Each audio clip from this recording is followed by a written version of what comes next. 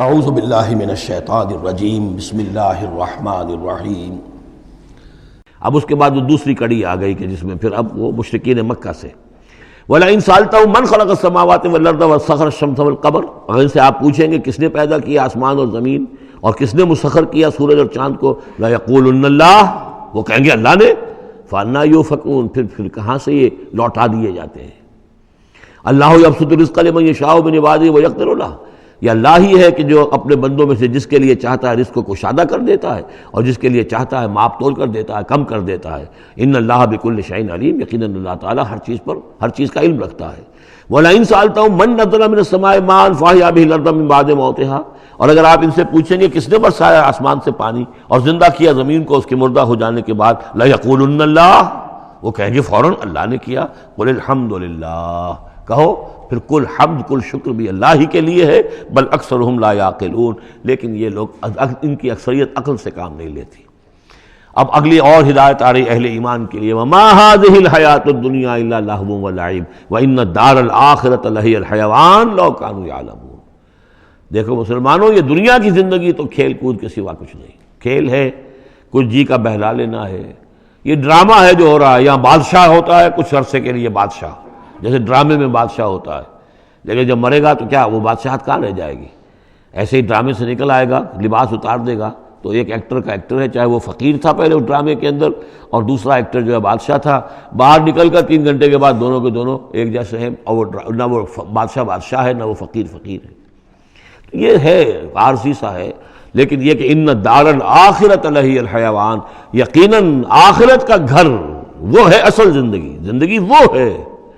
لو کانوا یعلمون، کاش کہ ہمیں معلوم ہوتا، لو کننا نعلم، کاش کہ ہمیں معلوم ہوتا۔ یہ بھی نوٹ کر لیجئے، آخرت کو صرف مان لینا کہ ہاں آخرت ہے، بعد سے بعد الموت ہے، یہ کافی نہیں ہے۔ یہ معلوم ہو کہ اصل زندگی وہی ہے۔ میں نے جو اس کی تشبیہ جو ہے بیان کی ہے بعض مواقع پر، کہ ایک کتاب ہوتی ہے، اس کا دیباچہ بھی ہوتا ہے، اس کا کوئی ضمیمہ بھی ہوتا ہے، چھوٹا سا ضمیمہ۔ ہمارا جو تصور ہے وہ یہ کہ اصل کتاب زندگی تو یہ دنیا کی زندگی ہے، ہاں ایک ضمیمہ اب لگا ہوا ہے آخرت کا، اس کی اہمیت ہمارے نزدیک اتنی ہے۔ ضمیمہ ہے بس، دنیا کی زندگی اصل زندگی ہے۔ ہونا کیا چاہیے کہ یہ دنیا کی زندگی تو دیباچہ ہے، اصل کتاب جو ہے وہ آخرت کی زندگی ہے۔ یہ ریشو پروپورشن کم سے کم، حالانکہ ویسے تو فائنائٹ اور انفائنائٹ کے درمیان کوئی ریشو پروپورشن ہو ہی نہیں سکتی، ایک لامحدود زندگی اور ایک محدود زندگی، کیا اس میں ریشو پروپورشن ہوگی؟ لیکن یہ کہ پھر بھی اگر کوئی کرنی ہے تو دیباچہ اور کتاب زندگی اصل موت کے بعد کھلے گی، یہ دیباچہ ہے، یہ مقدمہ ہے۔ ہم نے کیا سمجھا اصل زندگی کتاب زندگی یہ ہے، ہاں ایک ضمیمہ بھی اس کے ساتھ ہے جس کا نام آخرت ہے۔ فَإِذَا رَكِبُوا فِي الْفُلْكِ، پھر انہی مشرکین سے پھر خطاب ہو رہا ہے، اور یہ مضمون کئی بار آ چکا ہے۔ جب یہ سوار ہوتے ہیں کشتی میں، دعوا اللہ مخلصین لہ الدین، تو پھر یہ اللہ ہی کو پکارتے ہیں اس کے لیے اپنی اطاعت کو خالص کرتے ہوئے۔ فلما نجاہم الی البر، اور جب اللہ تعالیٰ انہیں نجات دے دیتا ہے خشکی کی طرف، اذا ہم یشرکون، تو پھر یہ شرک کرنا شروع کر دیتے ہیں۔ لیکفروا بما آتیناہم، تاکہ یہ ناشکری کریں اور کفر کریں ہماری دی ہوئی نعمتوں کے، ولیتمتعوا، اور تاکہ بس مزے اڑا لیں۔ فسوف یعلمون، پھر یہ جان لیں گے۔ الہاکم التکاثر حتی زرتم المقابر کلا سوف تعلمون ثم کلا سوف تعلمون، اصل حقیقت تو اس وقت کھلے گی۔ اولم یروا انا جعلنا حرما آمنا، یہ پھر اہل ایمان سے کہا جا رہا ہے، کیا یہ دیکھتے نہیں کہ ہم نے حرم کو ان کے لیے امن کی جگہ بنا دیا ہے۔ وَيُتَخَطَّفُ النَّاسُ مِنْ حَوْلِهِمْ، اور لوگ جو ہیں اچک لیے جاتے ہیں ان کے ارد گرد سے، باقی عرب کے اندر تو امن و امان تھا ہی نہیں۔ افبالباطل یؤمنون وبنعمت اللہ یکفرون، تو کیا یہ باطل پر ایمان رکھتے ہیں اور اللہ کی نعمت کا یہ کفران کر رہے ہیں۔ ومن اظلم ممن افترى علی اللہ کذبا او کذب بالحق لما جاءہ، اس شخص سے بڑا ظالم اور کون ہوگا جس نے کوئی چیز گھڑ کر اللہ کی طرف منسوب کر دی، اور اسی طرح وہ شخص کہ جس نے اللہ کی طرف سے آئے ہوئے حق کی تکذیب کر دی جبکہ اس کے پاس آیا۔